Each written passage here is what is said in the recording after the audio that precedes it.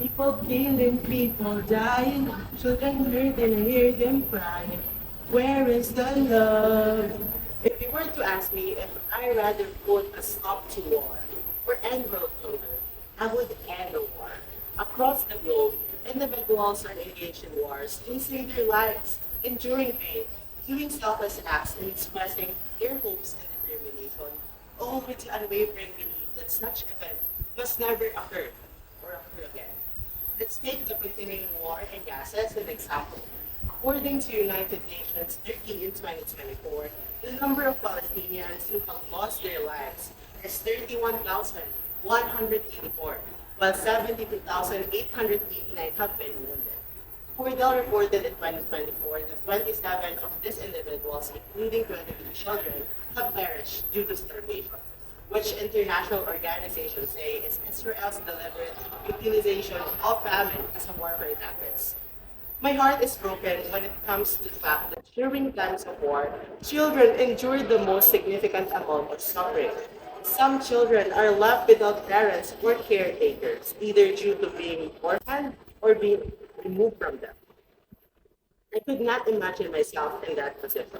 Again, think about the children, those who are pure and susceptible, those whose laughter is drowned in the noise of bomb explosions and their empty stomachs.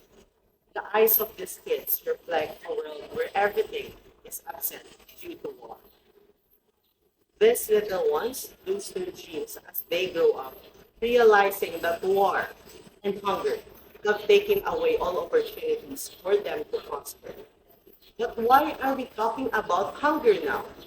War is the most significant obstacle of achieving zero hunger, as about 60% of the world's most undernourished individuals reside in areas afflicted by war.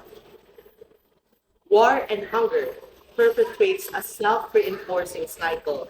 During, during the war, the lack of stability compels individuals to resort to illegitimate and perhaps violent methods to get their basic needs.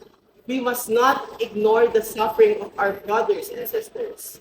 Compassion, anger, or concern should be transformed into deeds, which can make actual differences during such time. We can become silent advocates of voiceless people.